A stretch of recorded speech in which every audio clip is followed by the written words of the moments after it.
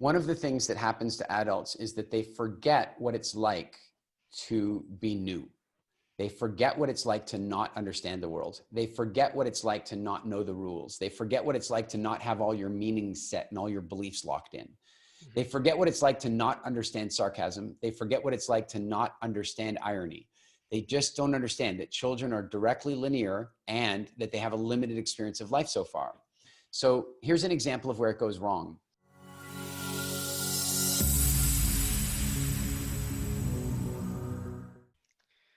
Hi guys, welcome to the Being Yourself show, where we learn from the people who have followed their passion to achieve great success and have impacted many lives. If you've not already done so, please do consider subscribing to my channel by pressing on the subscribe button and tap on the bell icon, because you're going to receive a lot of value from here. I am your host Ajay Mathur, and my guest today is a very special person. He is a serial entrepreneur, having owned companies in technology, event management, and medical science. His special effect company has worked with the Hollywood blockbusters such as Pirates of the Caribbean, Iron Man, Transformer, and Avatar. He's also founded a very successful program called Wildfit. The mission of the program is to improve the health of people, especially children. He is regarded as one of the best business and personal mentor, and for his work, he has received a medal from Canadian Senate. An author, a keynote speaker, and he has spent more than 10,000 hours on stage, speaking in more than 25 countries. He has shared stage with the most influential orators, such as Tony Robbins, Jack Canfield, and Sir Richard Branson. Ladies and gentlemen, please welcome the man who is a born storyteller. He has inspiration, knowledge, and wisdom in everything that he says. Eric Edmeades. Thanks very much. Thanks for having me on the show. Welcome, Eric. So there are a lot of things that we can learn from you, but and I believe that the 1 hour is not going to be enough to cover everything. So I'm going to have my focus mostly on the communication and public speaking side. Does that sound good? Sounds good. I'll Excellent. follow your lead. Thank you very much. So I've seen in one of your videos that you had a lot of anxiety when you started speaking in public, and some of the examples that you gave were like very complex examples of anxiety, of stage fear. But now when we see your videos, it looks like you were born speaking in public. I would like to know what helped you in achieving that transformation. It's sort of a two-part answer, really. I actually do believe that everybody was born a public speaker. Every single person was born that way, and then they had it conditioned out of them. And I have a theory, we can test it. Like, AJ, have you ever been on a plane with an 18-month-old baby? Yes. Did it have any problems with public speaking? Never. No. Never. So, you know, what happens is at some time between, you know, our total freedom to express ourselves, and then somewhere along the line at 4 and 5 and 8 and 12 and 23, some things happen, and then they make us start to pull back. And I'll give you a couple of examples. The one is, you know, that some overbearing parental figure or teacher says, you know, think before you speak, and they chastise you, or use your indoor voice, and they're pushing down and pushing down. But then the other problem that we have is that in school, we are taught that the harder something is, the more reward we get for it. So what I mean is that if one student stands up in front of the room and delivers an incredible presentation, then they'll be like, oh, well done, little boy, well done. But another person comes up and they're like nervous and they're shaking and they even cry. Which student gets more reward? Right? The one who was nervous and shaking. So we get taught over time to make things look harder than they really are. And so a lot of the nervousness that people have, it's not a matter of like, they were a born public speaker. We just need to get them to unlearn some things, and then they will be again. And that's really what happened to me. I was so terrified that if you asked me to do a speech, you call me on Monday and go, Eric, could you do a speech on Friday? I'd be like, no, absolutely not. No way. But I'd still be sick all week long in fear, even though I said no. And I'd only start to feel better after your event was over. And right. There's a big clue in that. And I think the clue is maybe I was afraid I might change my mind. And I'm glad that I did, because I would put to you that the ability to speak effectively is one of the greatest life skills in the world. It affords all kinds of freedom, and it's incredibly good professionally. So what did help you becoming what you are now from there? Well, I think there were a couple of things. Is that one, I got myself understanding that I was very passionate about my topic. Mostly when I first started speaking, I was speaking about what we might now call nutritional anthropology or even food psychology. And I was so passionate about the topic that I suddenly got to this place one day where I was doing an event and I was so nervous. And then, I thought to myself, hang on, what am I nervous of? And if I let my nerves stop me, what is that going to cost the audience? Because I knew that I was sharing information that was life-changing. So then I realized nervousness like that's really kind of selfish. And so as I got like more attached to my mission, as I got more passionate about my topic, it seemed to like push the fear away to a degree. And one way I might put that to you is that if you and I were sitting in a restaurant and we saw some water leaking in, and it was like coming along the floor, like 2 inches deep, making your shoes wet, you'd be like, excuse me, waiter, I don't want to be rude, but there's water on the floor, right? Like that's how you'd be. That's how much passion you'd have. But if you looked through the window into the kitchen and you saw that the whole place was burning down, you would be like, waiter, excuse me, I think there's a fire. You'd be like, fire! I don't care how afraid of public speaking you are. Yeah. If you get passionate enough about the topic, you find your voice. That's true. That's so true. So if you have a strong why, then rest is history. Yep. Very well. You've partially answered my question, which is I wanted to ask how important it is to have a very strong public speaking skill in your professional and personal life. I would put to you that there's no skill that's more important. Now, I'll qualify that. Of course, if you're a surgeon and you're going to be cutting people open, I suggest that you do have those skills. I'm not suggesting those skills aren't valuable, but what I would suggest is that in terms of the sort of professional skill development that anybody in any profession can have, there's nothing more valuable than public speaking. Nothing. It's funny. Warren Buffett has a number of degrees and awards and all this kind of stuff. You go into his office, as far as I understand it, you won't see any of his degrees hanging on the wall, but you will see the certificate he got from the Dale Carnegie public speaking course he took in 1950, whatever. It's one of the most powerful tools in the world, powerful tool of influence, and a powerful tool of attraction. So I think it doesn't matter if somebody wants to be running their own business or they're in sales or they're a doctor for that matter.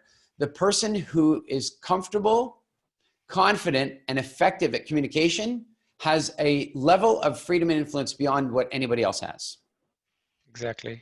Freedom is what we've now realized the value of freedom in COVID. It's a different kind of freedom. Okay, so there is a difference between the public speaking as a professional public speaker versus speaking in your business. So you're not a professional speaker, but you still have to do some sort of speaking. What are the differences there? Well, the first I would say is there's no difference. What I mean is that you're a professional speaker. If you're being paid to speak, you're a professional speaker. If you're speaking on behalf of your business, you're a professional speaker. So it's just a difference of how the money is flowing. So somebody who is like speaking on behalf of their business and doing presentations and stuff like that, they're not getting paid keynote fees necessarily, but it's still a profession. And I think it's important to remember that because people kind of have this attitude, well, if I was a keynote speaker and getting fees, then I would like really want to get professional about it. But, oh, I just do some presentations for work. No, you're a professional speaker either way. And that now there might be some presentation differences, of course. I don't think there are that many presentation differences because I think one of the best things in the world we can do to be a compelling speaker is to be genuine and to have emotions and to be willing to express ourselves and to tell great stories. And I don't care whether you're speaking in your business, about your business, promoting your business, or you're a keynote speaker, or you're a politician. I don't really care. Those are still the points that are most important. We have seen you using a lot of stories in your speeches. Like most of your stories are full of stories. Most of your speeches are full of stories. I want to understand from you how important to have stories in your speech. And secondly, how do one become a master storyteller such as you are? Thank you. That's very sweet. You know, I use stories because, well, let me ask you a question. How many of your teachers from school do you really remember? Like you really remember their name, you remember the classes? How many? There are couple of those. Were they That's it. storytellers?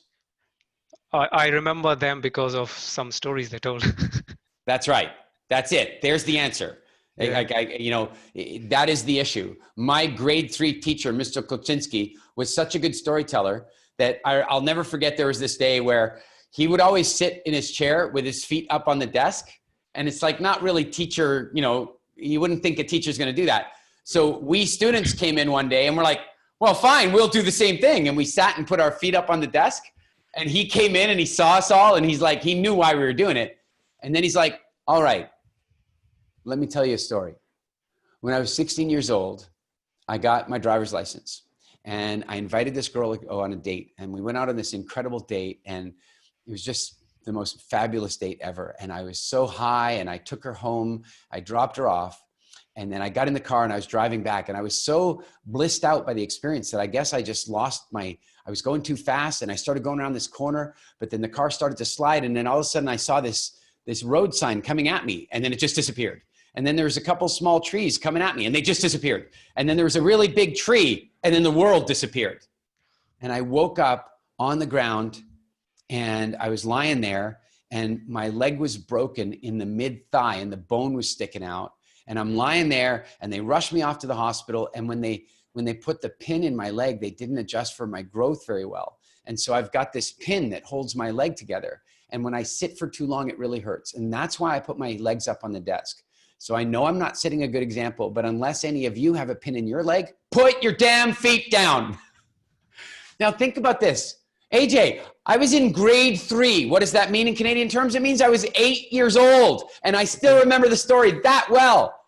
We tell stories because stories are the primary programming language of the brain. Mm. And so when you tell a story with emotion, emotions are the glue that cause memories to stick, right? So if you tell a story that has some emotion in it and creates visual imagery and stuff, it creates a life experience for that person that they're far more likely to remember. And if you're a teacher or a speaker, your job is to be memorable and to make people remember something. So stories are so key.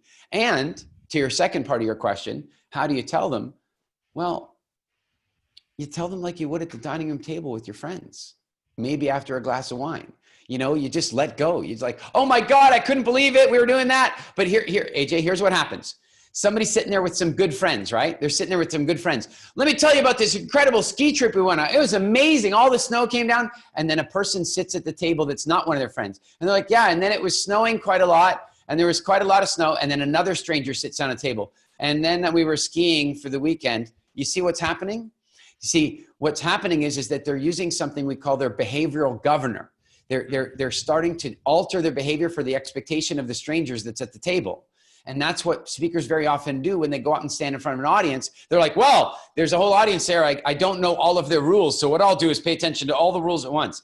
And I will give my entire speech with this single tone of voice. I won't really emote very often or move my body. I'm also going to be quite nervous about pausing because I don't want to really pause because pauses seem to take a very long time. So I'll just keep speaking and I don't even know when I'll have a chance to breathe.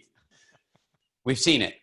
What we do instead is we chill out and we relax and we tell the story like we would to a bunch of friends. And one thing I want you to know is that some people are like, yeah, but that seems so casual. Right. But have you ever thought badly of a speaker who looked relaxed and told a good story? No. Yeah, I think that reminds me of my teacher, because you're talking about teachers, and the teacher that I just counted on, he had a story that he had some foreigner came and stayed with him because I used to live in India in a small town which was good for tourists. The tourists used to come there, and then he told us that story and the kind of events that happened, which I still remember. I was like decades ago. So yeah, that proves the point. And look what's just happened. Me telling that story about my teacher triggered your memory. But you think about all the stuff that teachers told you in school that you just don't remember. I mean, sure, you got some skills or whatever, but stories, they stick. That's the reason we use them. It makes the information stick. So that comes to the question that I get from many people who want to do a good storytelling. And the issue there is, as you said, that people have to pass information also in their speeches, right? And when your speech has a lot of fact telling, so you have to pass on a lot of information, in such a speech, how do you introduce stories? Well, to me, it's more like this. It's like, you don't really have a choice. What I mean is this. Let's say you feel like there's 15 facts you have to get through and it leaves you no time for telling stories. Well, then you'll do a lecture and you'll share your 15 facts and some people might take some notes, but at the end of the day, they won't remember a damn thing. They just won't. They might remember the first one, the second one, and the last one, but they won't remember anything else. Instead, you might take a look and go, you know what? I'm going to just make it 5 facts, but then I'm going to use stories to make sure they remember them. And so I'm saying to you that anybody, like I went to this talk in, I want to say it was in Bali, and I was in Bali, and this guy got on stage. He's quite a famous speaker, and he was talking about like biohacking and this kind of stuff.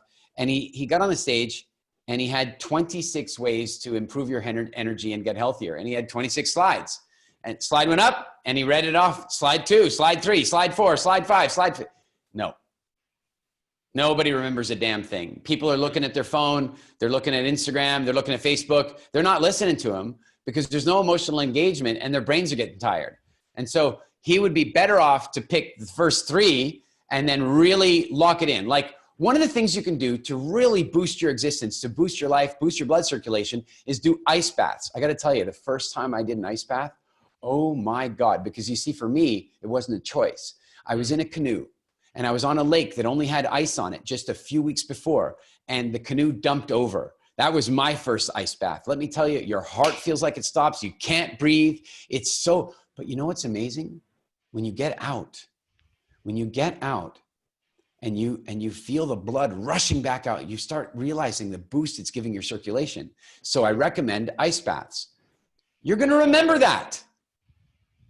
Yes, of course. So we got to use stories to anchor things in. We got to make sure that if you want the audience to feel, you have to feel. How do you change your audience's perspective about yourself using those stories, and how do you make them sell your product if you're selling something? I think that if you are selling something, I think you have to remember that people are so smart these days, and it's like if you try to hide that you're selling it, it's not going to work. If you're too obvious about selling it, it's not going to work. And so really what I'm always about is trying to figure out how to stimulate curiosity rather than trying to stimulate a purchase. So, look, here's a good example. When you walk on the stage and the audience is there, there's a part of them going, why is he here? What's in it for him or her, the speaker, right? What's in it for her? What's in it for him? Why are they here? And so now if you start selling something, then the question is, they're just selling this to make money, aren't they? Right? So now what I would suggest is your job is to undo that, to stop that from happening. And so there's something we teach in the Speaker Nation Speaking Academy where we teach something called origin stories. And an origin story is this story that you tell about why you do what you do. And it's about your moment of recovery. It's like, or your moment of paradigm shift. So in my case, for example, I tell this story sometimes about the very first time I did business speaking. And boy, I wasn't really interested in being a business speaker. I really wasn't, but I offered to do this talk for these guys and I did it. But at the end, they asked me to do some Q&A. So I stayed on, I did some Q&A with everybody and I noticed something, AJ, here's what I got. I loved it. What I loved about it was when somebody raised their hand, I could like feel their stress. I could feel it in my chest. And then when I heard their question, I could totally feel the stress. And then when I gave them the answer, I could feel the stress go away. And I so enjoyed giving them that feeling that I became a business speaker. Now, if you're in the audience and you hear me know that, you're no longer going, why is he here? You know why I'm here. And so my internal reality, my authenticity, my desire to help shines through because I've shared that story. How do you structure your talks then? Well, I'll tell you how not to first, and I guess, if you've watched any of my talks on YouTube, I'm the first one to always say, never, ever write your talks out word for word. Do not script them. Do not write them out. There is an exception, and that is that if you're giving a legally sensitive speech or a politically sensitive speech, then yes, you might want to have it written out, put on the teleprompter so you say it exactly the way the lawyers told you to say it. But with that exception, in every other case, you don't write them out. And the reason is that when you write a talk out, it engages the wrong kind of memory. It engages this this linear, digital, and incredibly heavy loaded memory. You try to remember the words, the order of the words. So you're remembering this sentence, and then if you forget that sentence, you've lost the next sentence. So it causes a memory problem, first of all. And secondly, it takes away your authenticity. Because all of a sudden, if you've written it out, you're now speaking written words. And spoken words and written words aren't the same. We have different speech patterns in the way we speak than in the way we write. So somebody's written their speech goes, "Hello, ladies and gentlemen. I'm so happy to be giving this talk here tonight. It's an honor that they offered me the opportunity. Today, I'd like to speak to you about personal excellence. I'm going to speak to you in full and complete sentences the entire time because that's how I wrote the speech." It's just going to sound wrong. Yeah, it does. Right. So there is one more thing that you've mentioned in one of your speeches I saw on YouTube about charisma pattern. Could you tell a little bit more about that to our audience here? Well, it's a bit of a complicated point to jump in at. So we have to back up a little bit. Loosely speaking, the world is broken up into three categories: more quiet people, mid-level people, and louder, faster people. So there's quieter, slower communicators, mid-level communicators, and faster, louder communicators. Now, the trouble is that because they're all in the audience, you're going to have to use all of those forms of communication. Now, I'm always amazed when I watch, I went to Toastmasters for many years, and I'm a big, big fan of Toastmasters. And I'm also a realist. And very often you have an example I've seen very often where people come in and they use you can kind of tell they're from Toastmasters. "Good evening, ladies and gentlemen and fellow Toastmasters. Today, I'm going to give a speech where I'm going to look back and forth because I've been told to do that. And I'm going to use my voice in this way, pretty much within this small range. I'm going to have some pauses because I've been taught that's a good idea. And I'm still going to talk mostly like this." Now, I'm not teasing Toastmasters. Remember, it's an amateur speaking club and it's an incredible organization and I'm a very big fan. Yeah. I'm just suggesting that if you're doing a talk for anything longer than 5 minutes, that's going to put the audience to sleep or get them to leave the room. Yeah. What we have to recognize is some people, even now watching this interview, prefer when I slow down and speak to you like this. They enjoy it a little bit more. My voice quality is nicer for them and the cadence is more predictable and they quite like it. The challenge is that if I did the entire interview like this, there is an incredibly good chance that they would fall asleep. And there are some other people that this is even still too loud and fast. They would prefer that I stopped and thought about what I was saying, that I ran the words through my senses, that I checked in with my gut and paused and gave them an opportunity to digest what I was saying. But if I did that, there'd be these other people that are like, "Oh my God, he's so quiet," because they want me to talk like this and they want such passion. They want Tony Robbins, and so there's this other. Now, understanding that, the charisma pattern asks this question: where should I start on that spectrum? And I would put it this way. If you start hyped up, like so many speakers do, "Hey guys, welcome, awesome, everything's amazing," then the softer, quieter people call the police. They feel like you've assaulted them, like it's too much. And so you can't start up there. So then you think, well, maybe we should start in the middle. Even that is too loud for the quiet people. Yeah.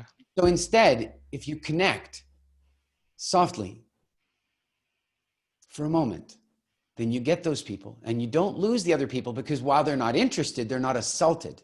And then you start to warm up a little bit. You can move a little faster. You can use a little more intonation. The soft people have rapport now, so you're in. And then once you've got their attention, you can build up and you can build up to a crescendo and you take them on this ramp up and it's called the charisma pattern. And, and it's important with everything that's been going around the world. And, let's talk a little bit about Martin Luther King. Martin Luther King did not walk out onto the parade grounds and he didn't walk out above the fountains and say,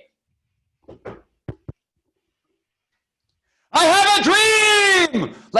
He didn't start there because that would never work. He started off saying, "I have a dream today. I have a dream where small children, small white girls and white boys can play and hold hands with black girls and black boys like brothers and sisters on the street. I have a dream where people can connect together. And he carried on and he carried on and he carried on. And then he said, I have a dream. He built it like this. And that's what makes that speech so incredible. And John F. Kennedy did the same thing. It's a beautiful way to warm an audience up and then take them on a journey. That is really interesting. And it's an eye opener for, I mean, I personally sometimes do write my speeches, but I don't think about these kind of things. Thanks for sharing that. And before you go onto the stage, do you do some sort of rituals to keep your brain in balance to where you want it to be or something? Yeah, but the rituals aren't before I go on stage. The rituals start the day before. Okay. I want you to think again. You asked me the difference between professional and professional, right? Yeah. Are you a professional? Or are you an amateur? Well, let me ask you something. AJ, if you're an amateur tennis player and you're going to go play tennis with your friends, when will you do your pregame ritual? 15 minutes before the you'll grab your stuff. Oh, stretching. Yeah, stretching. Exactly. Doing all the stuff. I'm doing all my tennis things. Look, I know how to play tennis. When do you think Roger Federer starts his rituals right before he starts playing tennis? Every day. The day before, right? Yeah. The day before, of course. So if you're going to be a professional, I think it's the day before. So when I'm doing a major event, I begin the night before. How does that begin? I make sure I eat a very healthy, solid meal that's low carb, that's good energy. I make sure that I do that for that meal. I make sure that I go to bed at a very reasonable hour. I also meditate that night and I go and connect with the audience. I have a visualization I do where I go out and connect with the audience in advance. It's a little airy-fairy, it's a little out there, but that's what I do. Then I sleep well that night. Then I get up the next morning. When I wake up in the morning, I meditate again and reconnect with the audience. And when I reconnect with them this time, I have this visualization that I do that I go out and visit with them. And I say this to them in my meditation. I'm really looking forward to connecting with you today. I want you to know that you can trust me. I'm here to deliver value. And I'm going to do everything I can to make sure you get everything you need. I say that in the meditation to them because I want to get that energy in my body. Then I make sure that I eat a reasonable breakfast, like something that's not full of sugar that's going to mess up my energy for the day. And I generally will do some exercise. Nothing heavy because I don't want to burn up a ton of energy. I just want to keep my body. This is mostly about flexibility and getting the blood pumping a little bit. Then as I get closer to going on the stage, I will often take my AirPods or my earphones and put them in and listen to unbelievably strong, motivational, inspirational music. And I'll set the music according to the energy of the event that I'm in. So if I'm at a big personal development event, like I toured with Tony Robbins for a year, when I'm at his events, I'll tell you what's going on in there. I'm listening to Black Eyed Peas. I'm listening to Beyonce. I'm listening to Led Zeppelin. I'm listening to high energy pounding stuff because I want to bring my energy up. But if I'm speaking at the Mind Body Expo, then maybe I'm listening to Enya or Enigma or something like that, or Beethoven or Bach. I'm going in softer. So I'm preparing myself with music. And then immediately before I go on stage, I'm breathing carefully. I'm raising my blood pressure. I'm moving around, maybe doing some jumping jacks. And I'm giving a great deal of thought to my first few minutes on stage because I want to start strong. When you start strong, the rest of it comes easily. Little bit out of context, but came out of your answer. You do meditation to prepare. Now, I get really confused when I see there are hundreds of types of meditations. Could you tell us what kind of meditation do you do? You know, it's so funny. If you're a real purist, there's a right and wrong about meditation. I don't care about that. I have there's one kind of meditation I do. It's called a napitation. It's a meditation where I'm allowed to fall asleep if I want. It's a napitation, right? But the meditation that I'll do the night before is first a deep induction, just a straight relaxation induction. And then I will then go and do a connection exercise that I learned from Hawaiian Huna. So I go out and I examine the energetic connection that I have with the audience. It's a little out there, but it's just this visualization that I do. And in the morning, I will do a meditation where I'm actually already on the stage and I'm already speaking to them. There's an important thing I left out of the ritual. I will almost always go to the stage the night before or the morning before and walk all over it. I want to know exactly where it is. I want to know where the boundaries are. I want to know where the lighting works. I want to know if the microphone cuts out in different places. I very much like walking off the stage. Like might not see that so much on YouTube videos because often when they're being filmed, you can't do that. But at a big workshop, I'll come walking into the audience. I don't care if there's 10,000 people. I walk down onto the floor, but I'm going to do that the night before. So I have a sense of where everything is, remind myself where the stairs are. I talk to the camera people and tell them, guys, I like to walk off the stage. Can you cover me with the cameras? I like to talk to the lighting people. I'm going to walk off the stage. Do you have enough lighting when I'm off the stage? So I like to make sure that I've set all that stuff up before. And then of course, when I do that meditation in the morning, I'm meditating being on the stage. I'm visualizing being on the stage, seeing the audience, and I'm seeing them enjoying themselves. I'm seeing them feeling good about the experience, learning great things, being inspired, and having a good time. And of course, that's a very calming exercise. That's a good example of using visualization to achieve the results you want. Thanks for sharing that. You mentioned about we are all born communicators, right? And then we unlearn the skill, and then we probably spend money learning it again, right? My question is, what and how do you suggest that we should incorporate the public speaking skill into the academic curriculum so that the fear of public speaking comes out of the list of the top 10 fears of all time? AJ, we'd have to do a whole podcast just on that conversation. But let me give you some examples.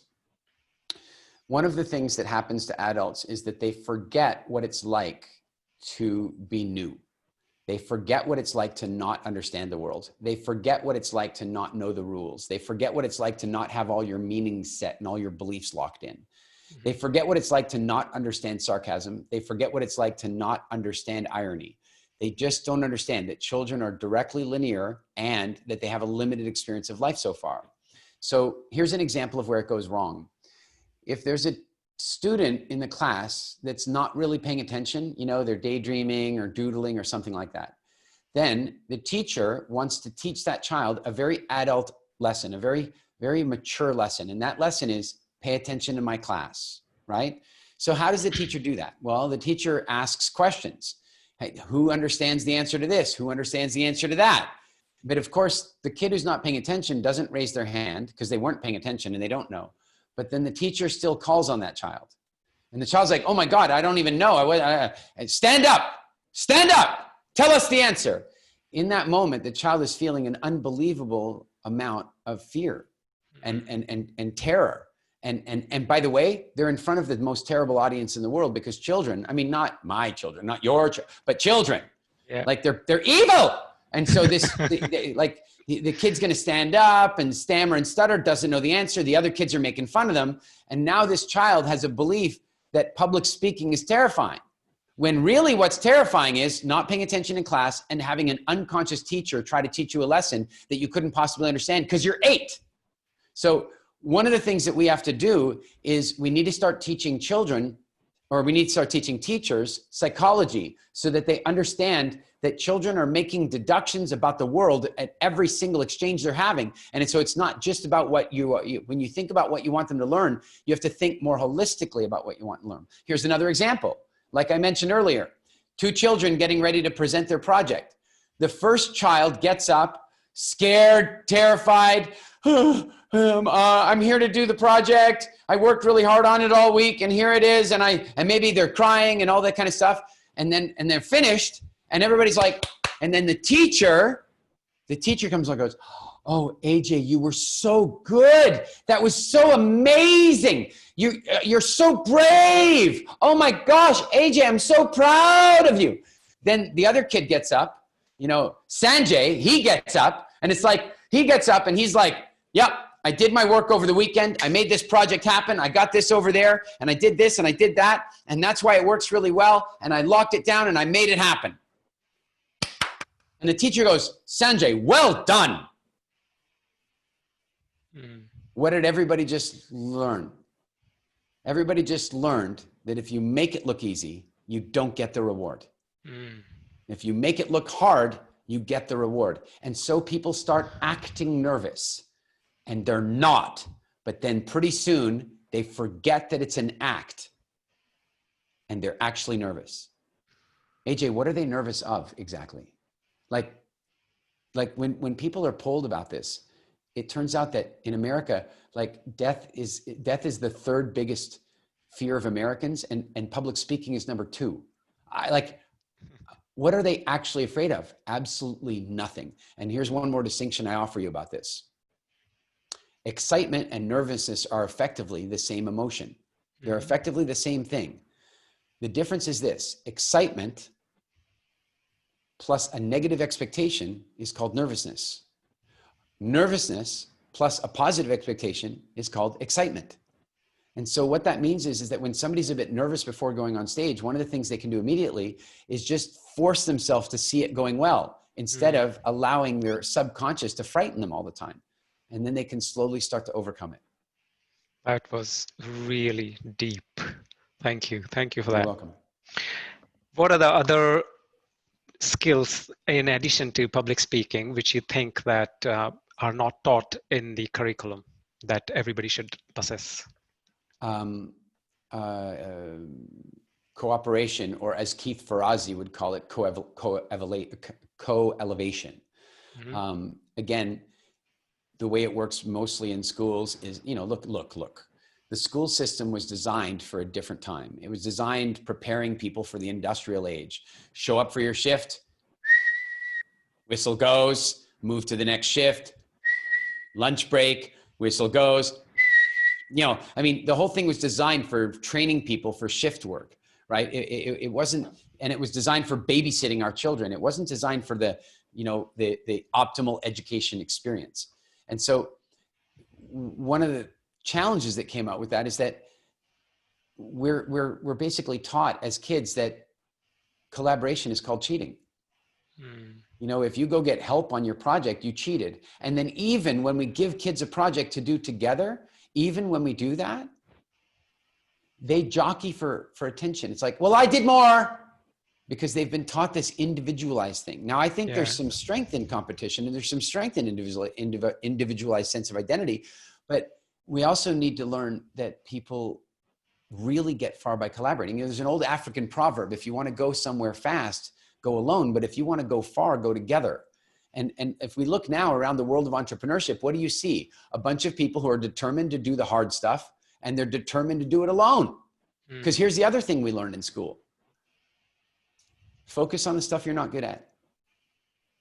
Look, the report card comes.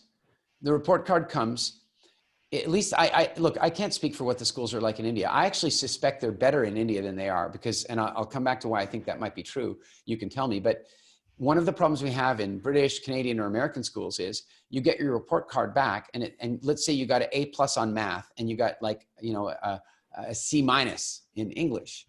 Then the note the teacher makes on their report card is, needs to work more on English. Yeah. Now, I understand that. I understand that they're saying they need to improve, but after 12 years, you keep being told to direct your focus on the thing you're not good at. And so now many entrepreneurs do that all the time. Oh, I'm not good at doing the funnel design myself, or I'm not good at website design. I'll just do it anyway, because I've always been told I should figure it out for myself. And besides which, I don't get the reward if I don't do it myself. And also, if I get help, it's cheating. So, there's a 6-year-old inside of us trying to ruin our business. Yeah, so that's the speaking, collaboration, and focus on the thing that you're good at. And the irony is that when you're in school and in university, the person who see the most is your teacher or professor, who is doing what? Speaking, right? Yep. And then you spend 15, 16 years seeing somebody doing public speaking, and you're still not good at it. That says a lot. There's a big gap. And I look, this is not maybe a popular idea, and I don't think it's so true in the early parts of school, but as you start getting to high school and you get to university, I'm sorry, there's a thing. It's called academic arrogance. I'm the professor and you're the student. And so there's part of that going on. It's like, when I've seen this so often. Like, I went to study archaeology at the University of Bristol for a short time, and I was really amazed. It was like, there's this talking down sometimes, this talking down. I am the lofty professor. And so all that does is create the further idea of, well, of course you're speaking because you're the professor, and so you're absolutely right. You can spend all these years watching people speaking and still come away afraid because you don't think you're as good as them, or you don't think you're as elevated as them, or whatever the case might be. Thank you. So Coming back to the present time, now we are in this COVID time going on, and there is a lot of impact at the moment in all industries. But a lot of conferences nowadays are happening online. I just wanted to know your views of what you think are going to be impact when everything comes back to normal on the public speaking industry. Because I believe that there will be a lot of stuff will be permanently shift onto these online platform. So any view on those? You know, I think that I think there's some truth to that. I think that we are going to see like there's a company called Inc Global, and they publish a lot of the in-flight magazines that you read when you're on planes. They're a big company, and the CEO is a friend of mine and a client of mine. And when the lockdown happened, he immediately called me and he goes, "I want to start a lecture series for all of our team. And you know, would you be willing to come and do an online lecture for them? You know, something that I would normally fly in for and so on."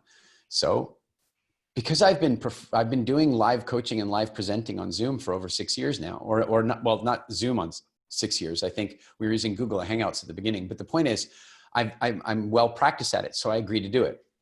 And then he brought in more and more speakers, and he's been doing them, I think, just about weekly. And let me tell you something, his company loves him for it. And they're going to want to keep doing it afterward. And here's the other thing.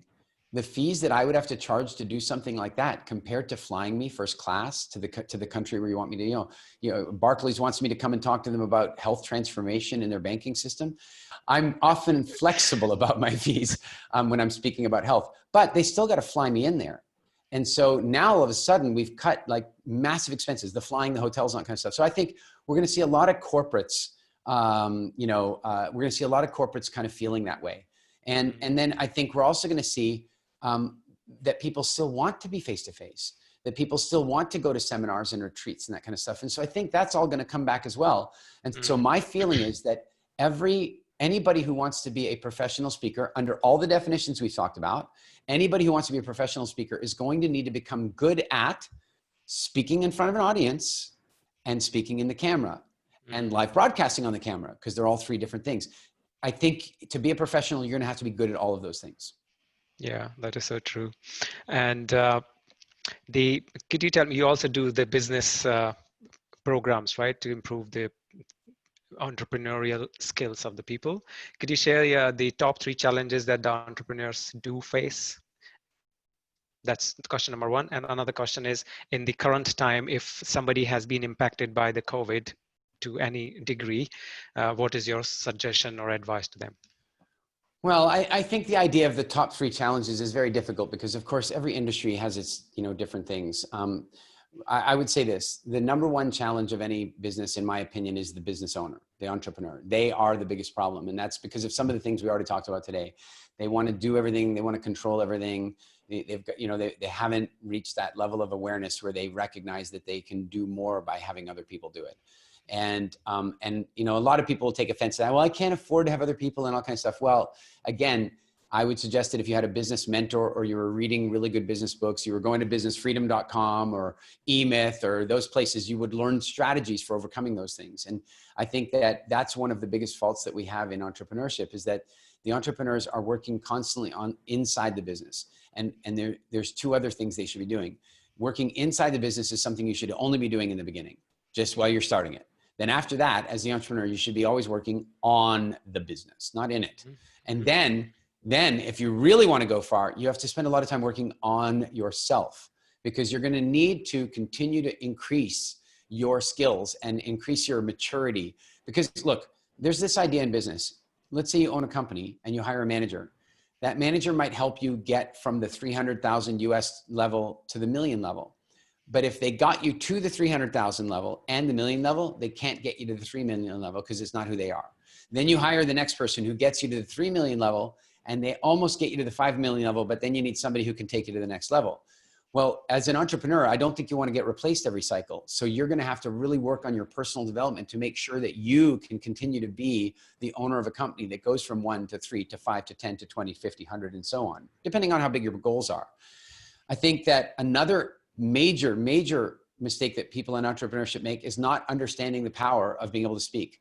They don't understand the power it has to speed up education in the company, raising money for the company. Like the entrepreneur who can speak can go to investor conferences and magic up money. You know, it's like, it's a totally different thing when you can be a great public speaker.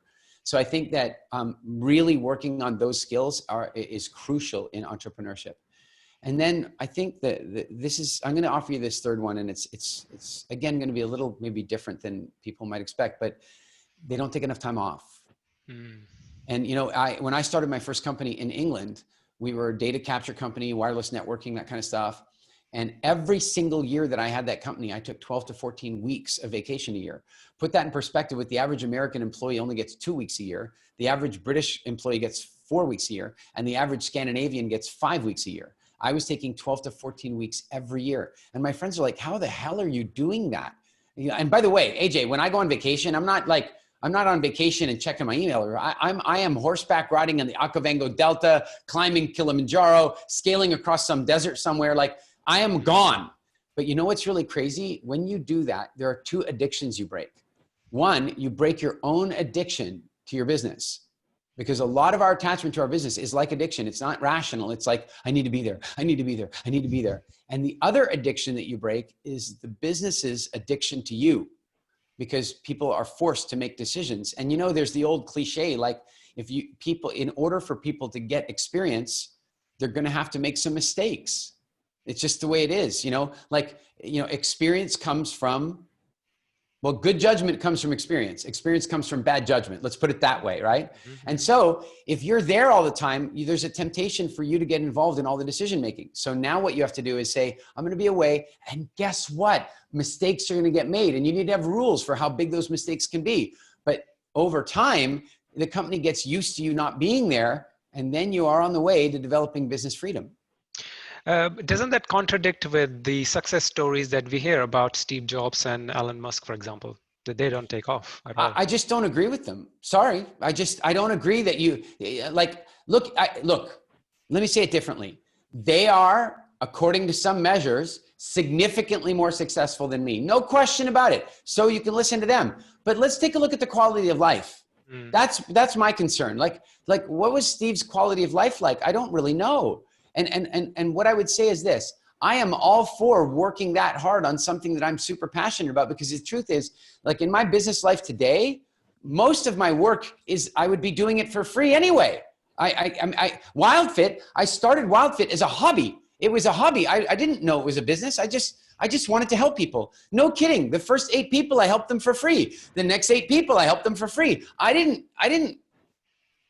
And then it took off. And it took off, and I worked very hard. So I'm not saying that they're outright wrong. I'm just saying that for most people, that's not a nice life. You need to have a work-life balance. Plus, on top of that, go back to what I just said. If you're there making every decision all the time, then you're never going to get independence from those people in the company. And, you know, by the way, let's remember, Steve got fired. He got fired for a lot of reasons. One of them being exactly what we're describing here, I think, is that not giving people enough autonomy to get things done, micro-controlling everything. And it took him leaving and them realizing the value of him and almost going bankrupt, but him also, I think, going through an expansion of maturity so that when he came back into Apple, he was really ready to lead in a different way. So look, Elon wants to tell you to work 80-hour weeks. Hey, I'm up for that, but I would say there's a limit to it for me. I might be willing to do that for a year to launch things. But after that, I have a family, you know, I have a body that needs to be exercised. I have places on this planet that I want to visit. There's oceans that I want to swim in. And then there's social causes that I want to get involved in. And I can't do that if I'm working 80 hours a week doing stuff that, you know, no. Yeah, I totally agree with that. And you've touched upon a few things now. Could you tell us about all different modes of, or different kind of programs that you run wherein people can join you and learn from you, such as Wildfit? And then I mean, look, I think that we have to remember that at the base of all human achievement, at the base of all success, at the base of all performance is a question.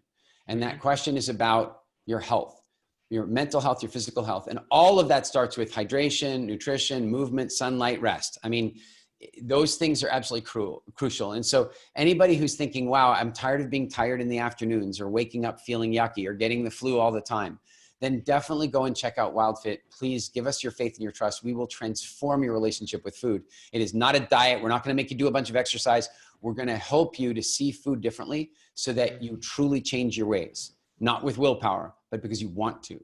And anybody who wants to learn more about, say, public speaking, speakernation.com. Come and check us out. We've got wicked awesome online events. In fact, I think it's in July, I am for the very first time going to teach people how we create our very successful digital training programs, because so many people have talks or books or information and they don't know how to turn it into an educational program. And so if you go to speakernation.com, you can find out more about that. And lastly, AJ, listen, didn't you reach out to me on Instagram? LinkedIn. Oh, LinkedIn. Okay. I also pay attention to LinkedIn, but I actually manage my own Instagram personally. So if anybody wants to reach out and say hello, please come find me on Instagram. It's a great way to talk. Okay. So with that, you've already answered my last question, which was how can somebody reach you? There we go. So I'll put all the links of your Instagram and LinkedIn and the Speaker Nation and Wildfit and everything in the description section below. I appreciate it. Thank you. So thank you very much, Eric. I really thoroughly enjoyed this conversation and really appreciate your time coming and talking to us. And guys, if you're watching this, please do check out Eric. He's amazing. Be it in speaking or Wildfit, there is so much of material he has put for free on YouTube. If you just watch it, it'll blow your mind. Seriously, I mean it. Thank you very much, Eric. And if you guys have not subscribed to my channel, then this is the time. Please hit the subscribe button and the bell icon so that you receive so much more such information, which adds a lot of value to you. Thank you. Thanks, Eric. Thank you. Pleasure to be here.